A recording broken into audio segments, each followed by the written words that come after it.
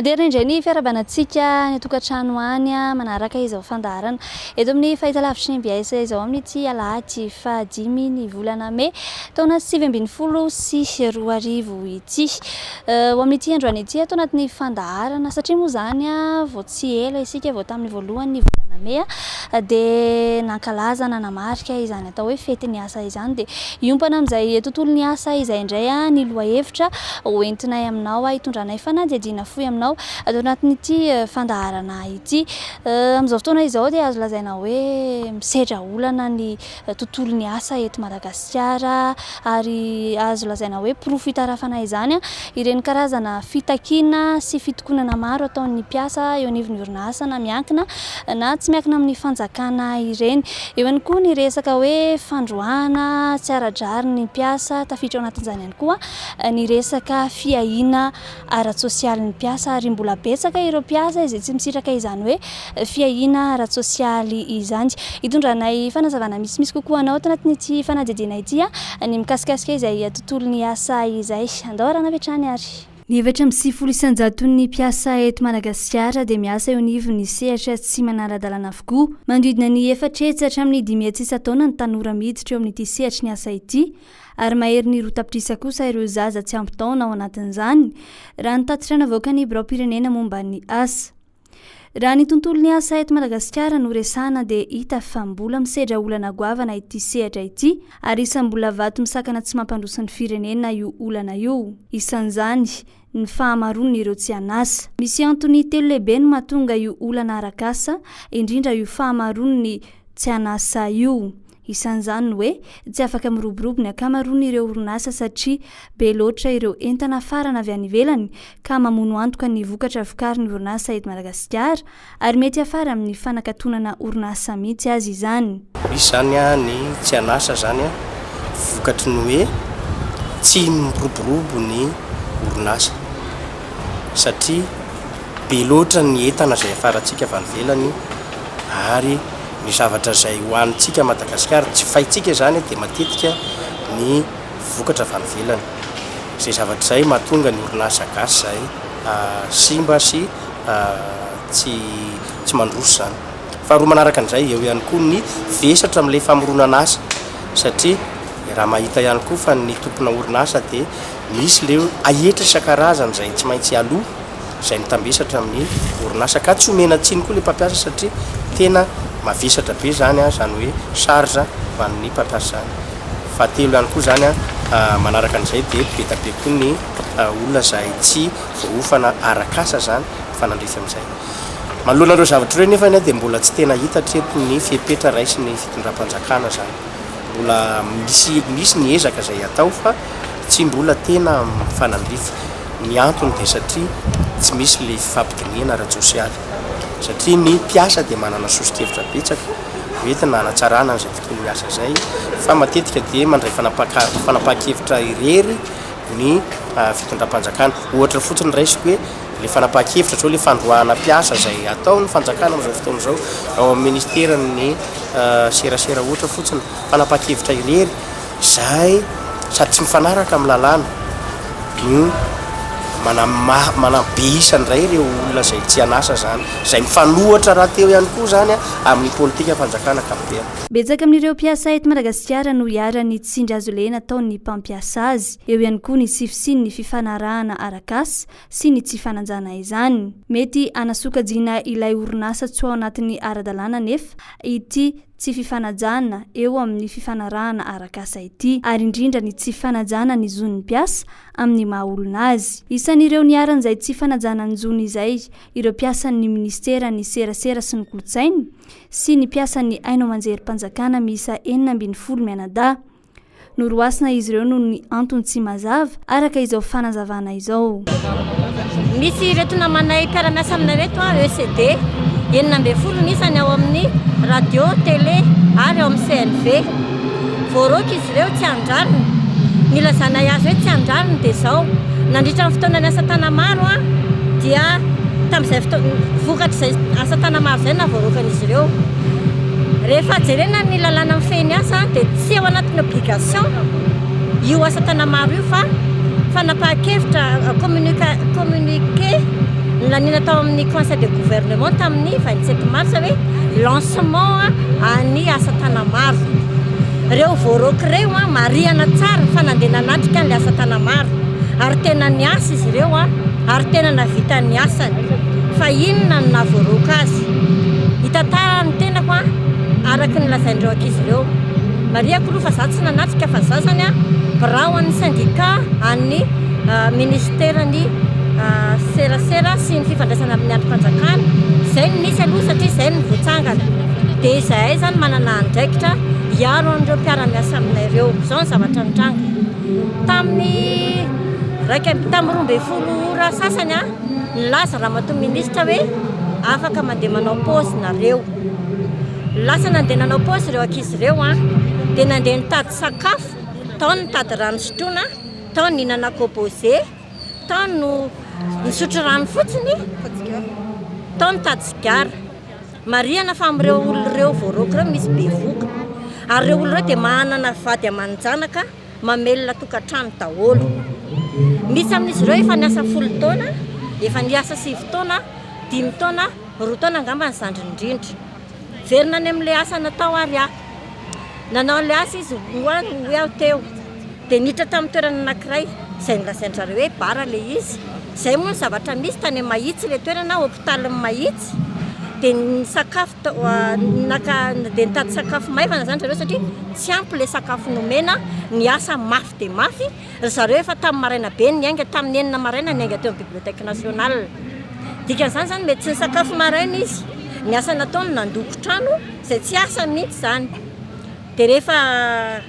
hoe tao amin'ilay toerana anankiray zany zareo nisy tale anankiray tale any DSI nilaza hoe andao ny ekipa ny DSI rehetrarehetra hivoaka satria ireo no efa tao taloha dia rehefa nety nivoaka ireo olona ireo 10 minitra tao aorianan'izay tonga ramatoa ministra miaraka amin'ny ekipany ny SG tonga dia nakasary reto ankizy reto paralysé teo tsy nahetsika izy hoe inona ty nalaina sary ilay ankizy soraty eto daholo ny anaranareo mariana fa tsy ireo rery no tao anatin'io bara io bara moa no lazany zareo anaran'ilay izy fa nisy olona hafa tao betsaka zareo ny tao fa nitsibony ny tsirairay ireo ankizy ireo mariana fa ECD ho areo averikiany ECD izay hiarany tsindry azo lena izy amin'izao fotoana izao ny fomba nandroanany zareo dia tsara talana tsy manaraka ny fepetra androana mpiasa satria tsy nomena fotoana izy ireo anazava hoe inona ny zavatra nitranga tao tsy nomena fotoana izy hoe mba niresaka tamin'ny zareo impiry ireo no naka fotoana tamin'ny tompony andraikitra fa mitsatoka eo adiny iray adiny tapakandro misy tontolo ny andro amin'ny 9 maraina ka hatramin'ny 4 arivo tsy tonga ny andriamatoa ndray milaza andray anazy latsaka avy any amin'izay ny taratasy tamin'ny 23 sy 24 avril hoe abrogé ny contrat anareo manomboka an'io 1er mai an'io zany hoe chômeur zany ireo ankizy ireo manomboka androany inona nefa ny politika ny gouvernement mpitondra ankehitriny anome asa ny tanora kanefa ny tanora miasa voany ka dia mitodika amin'ireo mpitondra fanjakana izahay misolo tena nyreto zandry reto mitodika any aminareo hoe inona marina le politika an'ity fanjakana ity androka nefa eo ve sa anome ny asany izay mbola tsy ao anatin'ny fananana azy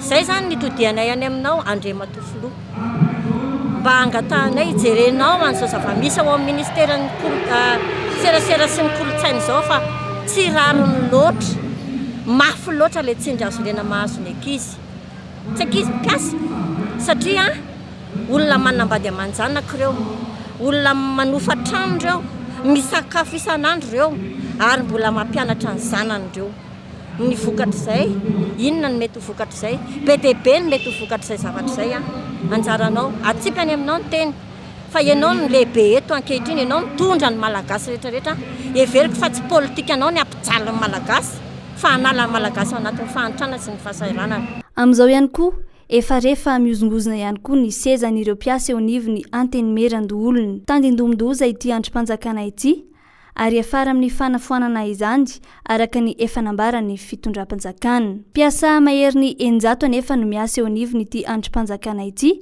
ary ny 13 amin'ireo no loholona. Voalohany a somary voadona kely ihany zahay raha ohatra ka sena mony resahana satria sena zany a dia ao sénateur ary eo mipiasa ny sena. Izahay piasa ny sena tsy piasana sénateur fa asa io toeram-piasana io. Ny piasa dia manatanteraka ny asa. Tamin'ny fotoanany tetezamita mampatsiahy kely fa dia izay ny servira ny asa te tonga tao. Izay ny servira ny CST na ny Conseil supérieur de la transition tao. Zao zay miservira ny sénateur ao izay misy 13. Ny piasa zany a tsy miditra amin'izay resaka fanapahan-kevitra politika fa mba angatahana fotsiny a rehefa miteny hoe sénat dikan'izay sénateur sy mipiasa ao. Ka rehefa miteny hoe sénat zany a efa kitika mipiasa ao anatin'ilay izy. Ny tiana iatongavana no amin'izay fandarana sy fanarana lalàna eto amin'ny firenena dia aleo izotra amin'izay toerana sy ny fotoana mahamety azy ny raharaha fa mba tsy hidirany resaka hoe mampanahy aho le filazana an'le hoe safidy na fitsaram-bahoaka angamba ny mety ilazana azy ao anaty farango fosina ny filazanany hoe sénat sa lalana sénat sa université heverinay kosa fa mba tsirariny raha ohatra ka izay no tondrana an'le raharaha zany amin'izao fotoana izao. Tsy tiaritra tao anatin'ny 3 volana izao fa tsy nitsahan tombo ireo mpiasa nanao fitakiana sy ny fitokonana etseroa. Isan'izany ohatra ireo mpiasa ny orinasa Fakaba iray etsy Ambohidratrimo. Ny ankamaroan'izy ireo anefa dia toy ny manao antso anefitra fotsiny ihany fa tsy nisy ny aino any ka mijanona tsy miasa mihitsy. Toy ny olan'ireo mpiasa ny ONG site etsy Ambohimiandra. Efa nanomboka tamin'ny taon-dasa izy ireo no nanao ny fitokonana noho ny tsy fahazonany karama nandritra ny 7 volana nefa dia nalefa chômage teknika tsy ara-dalàna. Hatramin'izao aloha zany dia mbola tsy namaly mihitsy ny ao amin'ny filakevim-pitantanana na dia efa nandritra ny andro maromaro izay efa 20 andro mihitsy ary izay no tokona teto amin'ity devant ONG site teto Ambohimiandra ity dia tsy nisy na inona mihitsy zany hetsika nataon'ny mpitondra anay dia izay no mbola hanohizanay ny fitokonana satria efa 7 volana izay tsy nandray karama ny tokona teto. Tsy ireo ihany fa eo ihany koa ireo mpiasan'ny komina any Antsirabe izay efa 10 volana izao no tsy nandray karama. Tsy nisy na dia solon-tena-mpanjakana aza tonga namahany olana tany an-toerana.